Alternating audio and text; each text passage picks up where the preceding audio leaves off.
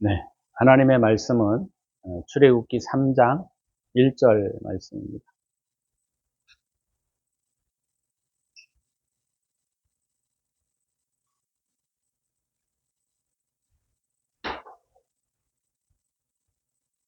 모세가 그의 장인 미디안 제사장 이드로의 양떼를 치더니 그 떼를 광야 서쪽으로 인도하여 하나님의 산 호렙에 이르매. 오늘 본문을 중심으로 광야 뒤쪽으로라는 제목으로 말씀을 함께 나누고자 합니다.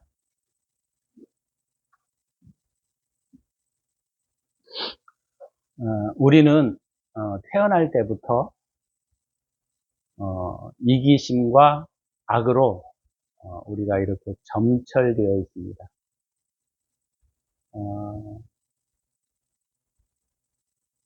하나님이 원하시는 것은 하나님을 사랑하고 이웃을 내 몸과 같이 사랑하라고 하시는데 우리는 그런 존재가 될 수가 없는 거예요. 그래서 우리는 이기심과 그 다음에 우리 안에 나도 모르는 악으로 가득 차 있다는 것을 우리는 잘 알지 못합니다. 그래서 우리가 이제 이런 이기심을 중심으로 이런 것들을 벗어나기 위해서 예수 그리스도를 믿고 또 하나님을 사랑하려고 하는데 이게 잘 되지를 않아요. 그래서 우리 힘으로 이기심을 벗고자 하는 것은 불가능한 겁니다. 우리는 그냥 태생 자체가 이기주의로 딱 떠들어 있는 사람들이에요.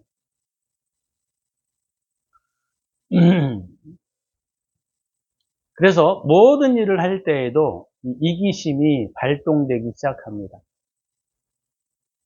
돈을 벌려고 하는 것도 이기심으로, 명예를 얻으려고 하는 것도 이기심으로, 또 행복해지려고 하는 것도 이기심으로 가득 차 있는 것이죠. 그래서 우리가 하나님을 믿는다 해도 이기심으로 가득 차 있는 거예요.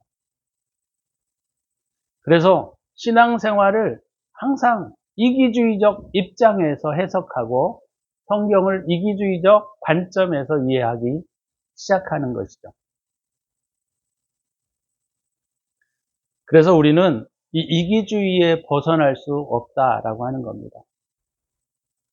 근데 우리가 이제 자라면서 또 말씀을 배우면서 이기주의를 좀 벗어났으면 좋겠다라고 하는데 성경 말씀을 들을 때에는 잠깐 우리가 사랑으로 살아가야 되겠다 이런 마음들을 가지고 또 진리를 따라 살아가야 되겠다라고 하는 마음을 가지고는 있지만 금방 돌아서면 바로 또 이기주의로 완전히 다시 원위치로 돌아가는 우리 자신을 발견할 때마다 참 어렵다 이런 생각들이 들어질 때도 있습니다. 오늘 본문은 출애굽기 2장에서 3장에 이르러는 40년이 잠깐 동안에 흘러버렸어요. 근데 이 40년의 시간들이 미디안 광야에서의 모세의 삶이었던 것이죠. 일어나면 양떼를 몰고 광야로 나가야 되고 또 양떼를 어디에서 먹일까 이런 생각들을 가지고 살았던 것이 모세가 40년 동안 미디안 광야에서 했던 일들입니다. 근데 모세가 이제 그 광야에서 이집트의 왕자로 살아갈 40년에는 자기도 모르게 이기심으로 가득 차 있었던 것이죠, 사실은. 근데 광야 40년을 통하여 모세가 뭐를 발견하게 됐냐면 내가 가지고 있는 학문과 지식과 내가 가지고 있는 모든 것들은 아무런 의미가 없다라고 하는 사실들을 철저하게 깨닫기 시작하는 것이죠. 그리고 오늘 본문은 이제 그 40년의 가장 막바지에 이르는 그런 시간대를 가지고 기록한 것입니다. 그러니까 모세의 나이가 80이 된 거예요. 80. 80까지 살았으면 좋겠는데 벌써 80세가 되어버렸어요. 여러분들이 잘 아시는 바와 같이 이 광야는 황무한 곳입니다. 그래서 이것이 상징적으로 의미하는 것들이 바로 뭐냐면 빛이 없는 상태, 진리가 전무한 상태, 사랑이 전무한 상태를 의미합니다. 그래서 이런 사랑과 진리와 빛이 전무한 상태, 다시 말하면 인간의 추론으로 형성되지 않는 사랑과 진리를 여기에서 말하고 있는 겁니다. 우리가 사랑해야지 이런 것이 아니고, 우리가 진리 따라 살아가야지 이렇게 우리가 배워온 어떤 세상의 학문으로 추론되어진 지성이 아니라, 지식이 아니라 하나님으로부터 오는 지성, 하나님으로부터 오는 빛, 주님으로부터 오는 사랑, 이것들을 인간은 받지 않으면 생명 자체가 없는 거예요. 그래서 주님은 이 땅에 오셔서 제일 먼저 하셨던 말씀들 중에 뭐가 있습니까? 내가 곧 길이요 진리요 생명이다 그랬어요. 그러니까 인간 자체는 주님께 생명을 의존하고 살아가는 존재인 거예요. 그래서 우리 안에 생물적인 생명은 있을지 모르지만 이 생명의 근원인 하나님으로부터 생명이 오지 않으면 인간은 존재하거나 인간은 살아갈 수 없는 존재라는 거예요. 그래서 여러분들이 주님으로부터 오는 생명을 받지 않으면 우리 인간 자체로 형성되어져 있는 이 동물적 생명은 천국에 가면 아무런 의미가 없어요. 그래서 이런 생명들은 지옥으로 가게 되는 겁니다. 죽으면. 그래서 우리가 하나님으로부터 생명을 받아야 하는 굉장히 중요한 의미는 바로 뭐냐면 물론 천국에 가는 것도 중요하죠. 주님과 교제하며 살아가기 위해서는.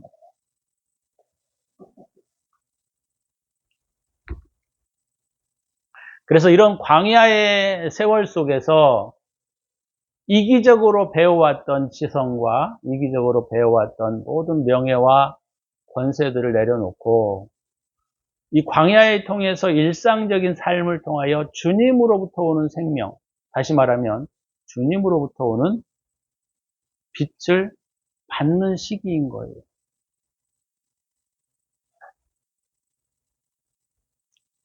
이런 우리 안에 있었던 선으로의 황폐함, 다시 말하면 이 광야에서 우리에게 주는, 광야에서 우리에게 시험하는 마귀의 가장 중요한 시험들은 우리에게 포기를 강요합니다.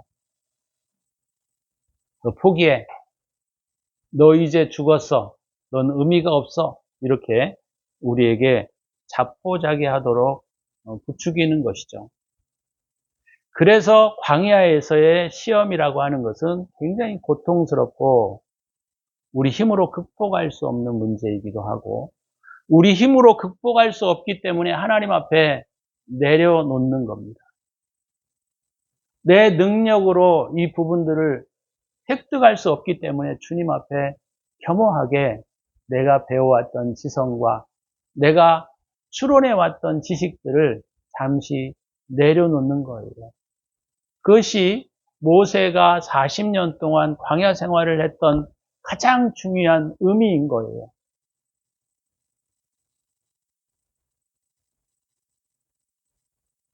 모세가 하나님을 신뢰하고 그가 열정적으로 왕자에 있을 때에는 하나님을 섬기고 살았지만 그것도 어찌 보면 자기 열정으로 하나님을 섬긴 거예요.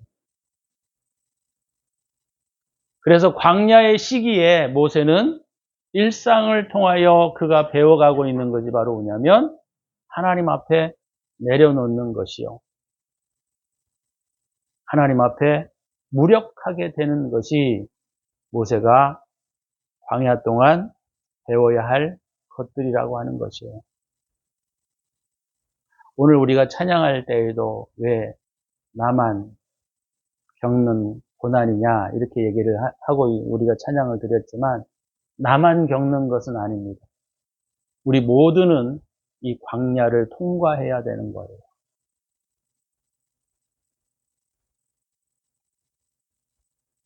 모세가 하나님을 신뢰하고 믿었지만 그가 스스로 추론해왔던 진리와 사랑은 다 자기 안에 일어났던 열정으로부터 나타난 것이죠. 그래서 이것이 철저히 부정되어야 주님의 생명을 받을 수 있는 겁니다. 우리 안에 있는 이기심과 악들은 이 주님으로부터 오는 진리와 빛과 사랑을 어둡게 하고 주님으로부터 오는 빛과 사랑을 차단해버리는 겁니다. 그래서 우리 안에는 사랑이 없어요. 저도 이게 굉장히 고민이고 어려운 부분 중에 하나입니다. 이웃을 내 몸과 같이 사랑하라고 하는 것도 사실 우리가 평생 이것들을 따라 살아가기에도 너무 어려운 과제예요. 그렇지만 우리가 걸어가야 할 방향이 바로 이겁니다. 이웃을 내 몸과 같이, 내 몸처럼 사랑하라는 거예요. 우리는 타인에 대하여 굉장히 관심 없이 살아갑니다. 그죠? 이게 다 이기주의인 거예요. 그러나 주님은 우리에게 뭘 말하고 있느냐면 네가 생각하고 있었던 너 자신만을 생각하는 것이 아니라 이제는 이웃의 아픔과 고난에 눈을 떠라 이렇게 말씀하십니다. 사실 어려움과 고난을 겪지 않으면 상대방이 당하는 고통과 아픔이 얼마나 큰지를 잘 이해하지 못해요.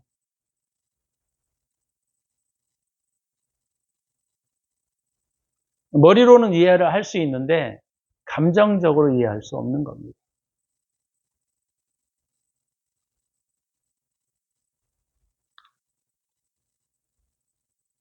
그래서 우리 안에 있는 이 생명, 주님으로 받은 이 생명들은 내 안에 있는 이기심과 악들을 제거하기에는 거의 전무한 상태예요. 그래서 우리가 기도할 때 날마다 이렇게 기도해야 합니다. 주님, 나는 아무것도 아닙니다. 주님, 나에게는 생명이 전무합니다. 주님, 나에게는 주님의 빛이 없습니다. 주님이 빛 되시고 생명이 되시고 진리 되신 주님, 내 안에 오시옵소서. 나는 아무것도 아닙니다. 이것이 우리가 광야에서 고백해야 할 신앙의 고백이라고 하는 거예요.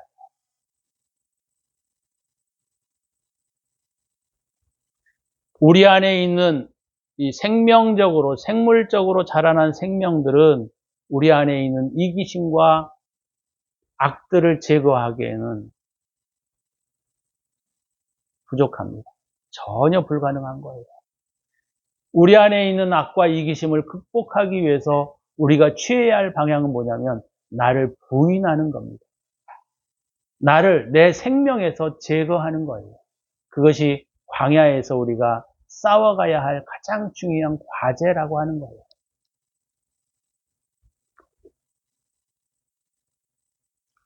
오늘 본문에 모세가 이와 같은 40년의 세월 동안 그냥 무의미하고 허무하게 세월을 보낸 것 같지만 실상은 이 40년의 세월은 너무너무 중요한 거예요. 근데 오늘 본문의 내용에서 우리가 번역하고 있는 이 성경은 좀 잘못된 번역이 있어요. 그래서 그걸 좀 수정하려고 합니다. 3장 1절에 보면 모세가 그의 장인 미디안 제사장 이드로의 양떼를 치더니 그 떼를 광야 서쪽으로 이렇게 표현하고 있는데 광야 서쪽이 아니에요. 광야 뒤쪽으로. 그래서 왜 이렇게 번역을 했을까 해가지고 제가 원문도 찾아보고 여러 가지 영역본들을 찾아봤습니다. 근데 우리나라의 번역부만 서쪽으로 이렇게 번역을 해놨어요. 그래서 킹 제임스 버전이라고 하는 그래도 성경을 번역하고 있는 굉장히 권위 있는 하나의 기관에서 번역한 것은 뭐라고 번역했냐면 The backside of the desert 이렇게 번역했어요. The backside of the desert. 그러니까 광야의 뒤편으로, 광야의 뒤쪽으로 이 말이 맞는 겁니다. 근데 왜 광야의 서쪽으로라는 말이 하나도 없는데 왜 서쪽으로 번역을 했을까? 참 의아해요. 그렇지만 원문에는 광야 뒤쪽으로, 그래서 이 아하르라는 단어가 영어로는 behind, 히브리어의 아하르라는 단어는 영어의 behind라는 뜻을 가지고 있습니다. 그러니까 광야의 뒤쪽으로 양떼를 인도했다라는 말이에요. 근데 광야의 뒤쪽으로 이런 표현으로 쓰니까 광야 안으로 더 깊이 들어가는 것처럼 보여지는데, 광야의 끝 밖으로 이런 뜻이 더 명확한 의미를 가지고 있습니다. 광야의 끝 밖으로. 그러니까 그가 충분히 자기를 부인하는 시기 속에 있었던 것인데, 이제는 자기를 부인하는 시기가 막바지에 이르렀고, 광야의 이제 막바지에 이르게 될 때에 오늘 본문의 제목이 굉장히 중요한 것이, 광야의 막바지에 이르렀구나 라는 것들을 우리에게 가르쳐 주고 있는데, 다른 표현으로 말하면 광야를 지난 뒤에, 이런 뜻이 있습니다. 광야를 지난 뒤에. 광야는 견고한 이기심과 아집으로 우리 안에 꽁꽁 세워나왔던 우리의 아성들을 무너뜨리기 시작하는 거예요. 그 아성들이 무너지는 막바지가 이르렀다라고 하는 겁니다. 그러니까 충분히 광야를 통하여 그가 자기를 부인하고 자기 자신이 부인되어지는 그런 놀라운 축복이 그에게 이르렀다라고 하는 겁니다. 참 광야라고 하는 것이 우리에게는 굉장히 어렵고 힘든 시간들이지만, 사실은 그 시간들이 너무너무 귀하고 중요한 시간들입니다. 왜냐하면 우리 안에 있었던 잘못된 빛과 생명으로부터 우리의 눈을 띄워주는 시간이기 때문입니다. 우리 안에 견고하게 쌓여져 왔던 이기심과 우리 안에 견고하게 철옹성과 같이 세워져 왔던 아성들이, 아집들이 무너지는 시기가 광야의 시기인 거예요. 그래서 이 시간들을 저와 여러분들이 감사해야 합니다. 주님, 이제 광야의 시기가 끝났습니다. 주님, 이제 광야의 뒤편으로 새로운 삶을 시작합니다. 이것이 오늘 광야의 뒤쪽으로라는 의미가 우리에게 주고 있는 교훈들인 거예요. 자, 그리고 이렇게 표현하고 있습니다. 그리고 하나님의 산 호렙으로 왔다. 모세가 그의 장인 미디안 제사장 이드로 양떼를 쳤다.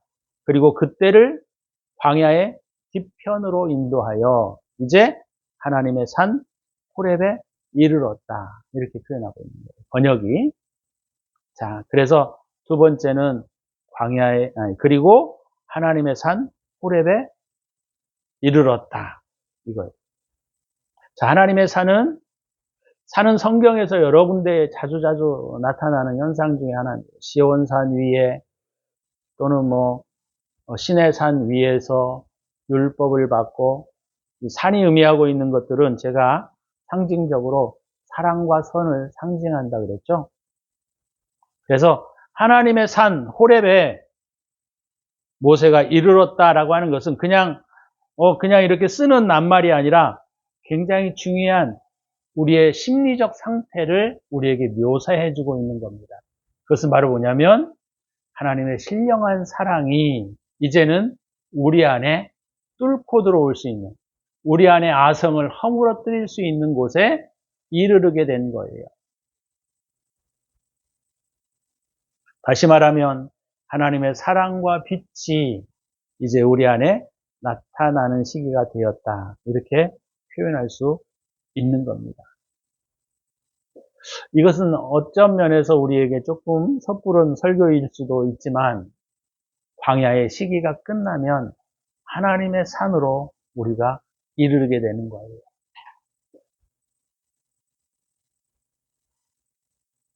진리와 사랑이 나타나는 이런 중요한 의미에 있어서 이제 시험의 기간이 끝난 후에 주님의 사랑과 빛이 우리의 내면을 관통할 수 있고, 그리고 진정으로 우리가 주님의 생명을 받게 될 때 우리는 진리 안에서, 우리는 가식적인 사랑이 아니고 우리의 배워왔던 진리가 아닌 하나님이 주시는 사랑과 진리로 우리는 다른 사람들을 대할 수 있게 되는 거예요.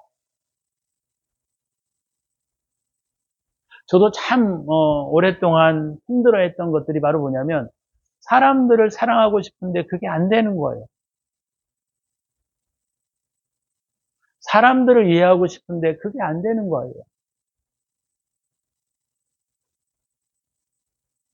그래서 저도 싸워가고 있는 것 중에 하나가 바로 이런 부분들입니다. 사심이 없이 사랑하고 사심이 없이 이웃을 내가 걱정해 줄 수 있는 그런 시기가 있을 수 있을까?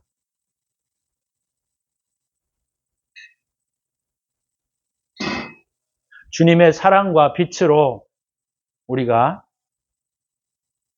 다른 사람을 이해할 수 있고 다른 사람을 섬길 수 있다고 한다면 주님께서 우리에게 말씀하신 최고의 사랑과 최고의 진리가 아니겠습니까?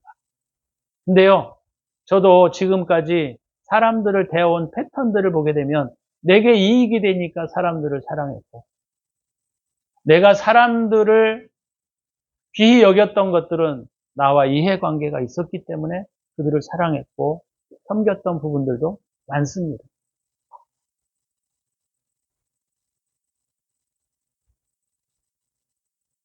내 아성과 아집이 무너져야 하나님의 생명이 우리 안에 관통에 들어올 수가 있는 거예요.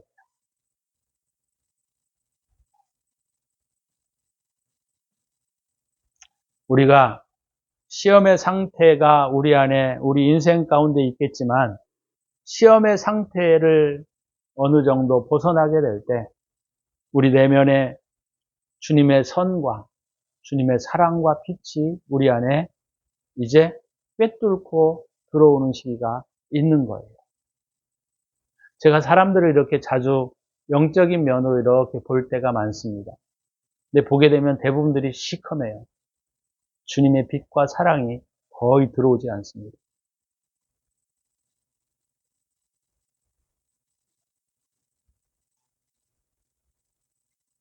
그래서 우리가 사랑하는 것들은 다 세상적인 사랑이에요. 세상적인 섬김이에요. 이 세상적인 사랑과 세상적인 섬김은 항상 보상을 바라게 되어 있습니다. 내가 너 이만큼 해줬으니까 너도 이만큼 해줘. 내가 너에게 이만큼 베풀었으니까 너도 나한테 이만큼 베풀어야 돼. 이것이 세상적인 사랑이에요.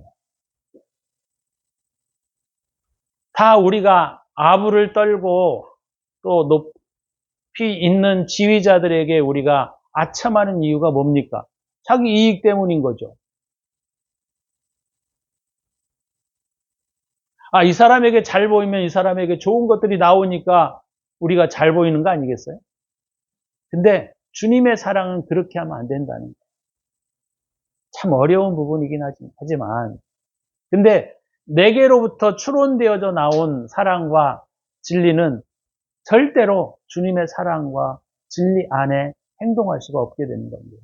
그래서 우리가 사람들을 가까이 하다 보면 상처를 받게 되고 가까이 사귀다 보면 그 이기주의에 너무 힘들어하는 경우들을 우리는 많이 발견할 수가 있는 거예요.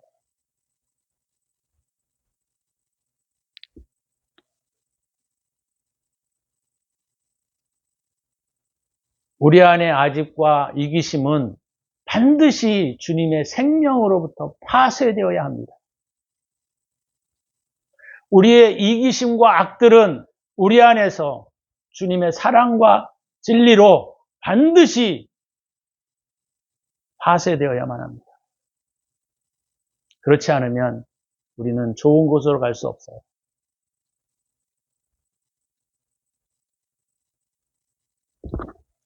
오직 주님의 생명과 주님의 진리와 빛만이 우리를 개선할 수 있고 우리의 삶을 이기적인 사랑이 아닌 정말 사랑으로 사람들을 대할 수가 있게 되는 거예요.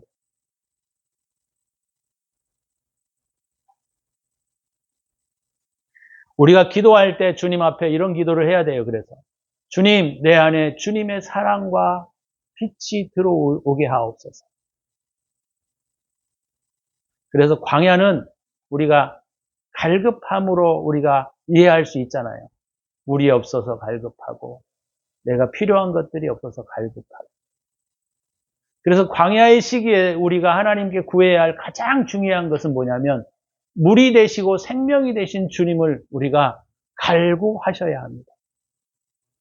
이것이 광야의 동안 우리가 해야 할 일들이에요.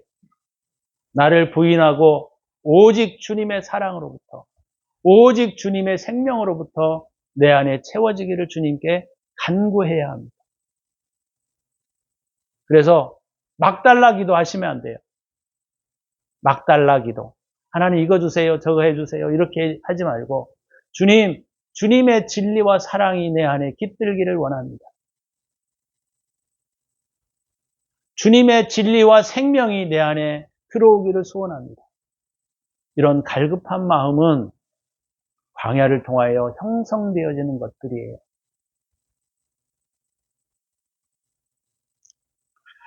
그래서 우리가 하나님 앞에 그렇게 기도하셔야 합니다. 기도 시간에 우리가 간절히 구해야 할 것은 바로 뭐냐면 주님의 생명, 주님의 진리, 주님의 사랑, 주님의 생명이 내 안에 흘러 들어오기를 원합니다.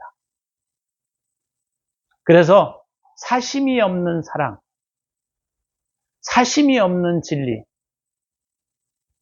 이해관계가 아닌 사랑, 이해관계가 아닌 진리가 우리 안에 들어오셔야 한다는 거예요. 저와 여러분들이 물론 우리가 광야의 뒤쪽으로 가는 시기는 어쩌면 또 우리 앞에 멀리 있을 수도 있고 가까이 있을 수도 있고 그럴 수 있어요. 그렇지만 우리는 광야 뒤편에 가서야 주님으로부터의 생명과 진리가 나오는 거예요. 모세가 어렸을 때부터 어머니 요게벳으로부터 사랑과 진리를 하나님의 말씀을 배워왔지만 그가 하나님의 진리와 사랑의 빛이 통과될 때에는 미디안 광야에서였어요. 그래서 모세의 시기를 120세까지 모세가 살았잖아요. 그때 우리가 첫 번째 40년은 그가 배움의 시간이었고 두 번째는 미디안 광야에서의 80세였고 나머지는 40년 동안 이스라엘 백성들을 이끌고 가나안 땅으로 들어가는 시기였어요. 그럼 이 세 시기 중에 가장 중요한 시기가 언제였느냐? 저는 뭐라고 생각하느냐면 미디안 땅에서의 시간이다. 저는 그렇게 생각해요. 왜요? 미디안의 시간이 주님을 새롭게 만나는 시간이었고 미디안의 시간이 아성을 무너뜨리는 시간이었고 미디안의 시간이 자기 자신의 이해관계 속에서 사랑하거나 또는 어떤 보상을 바라고 사랑하는 사랑이 아닌 진정한 주님으로부터 오는 사랑을 느꼈기 때문입니다. 저와 여러분들이 이런 내용들을 다시 한번 기억하시면서 내가 걸어가고 있는 방향이 어디로 가고 있는지 내가 어디만큼 걸어왔는지 아니면 내가 어디로 향하여 걸어가야 하는지 라는 부분들을 마음속에 새기시고 하나님 오늘도 주님의 생명이 저에게 필요합니다.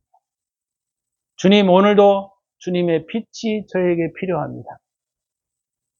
네, 아성과 아집을 무너뜨리게 하여 주시고 아성과 아집을 무너뜨리게 해달라는 기도가 되게 인간적으로 볼 때에는 광야로 나를 밀어넣어 주시옵소서 이런 기도잖아요.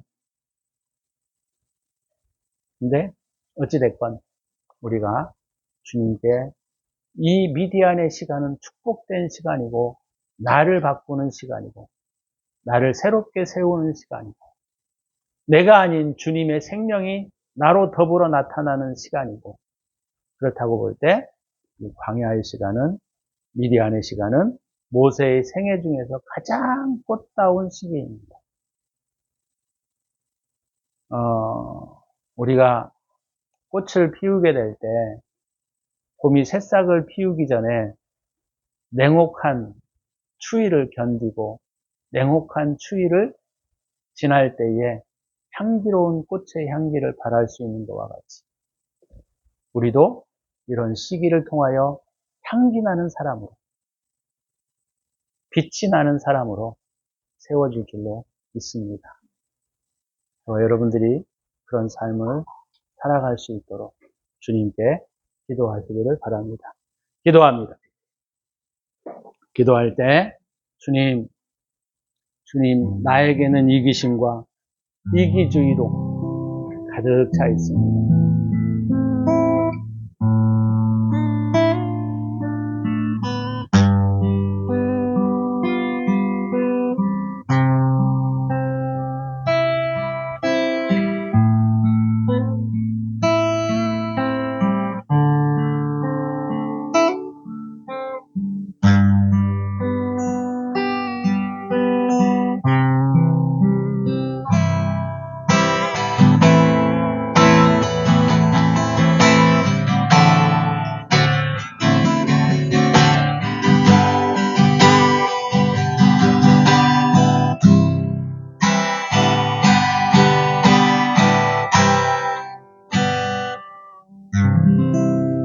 주님, 광야의 뒤편에 서서 주님의 진리와 빛을 받는 모세의 삶을 통하여 우리도 주님의 빛과 진리를 받는 사람들이 되게 하여 주옵소서. 이제는 우리 구주 예수 그리스도의 은혜와 독생자를 아낌없이 우리를 위하여 내어주신 하나님의 사랑하심과 성령의 감동하심이 오늘도 주님 앞에 믿음으로 살기를 다짐하고 나를 부인하고 주님의 생명을 받기를 소원하는 당신의 사랑하는 백성들 머리머리 위에 이제로부터 영원토록 함께 있을지어다. 아멘.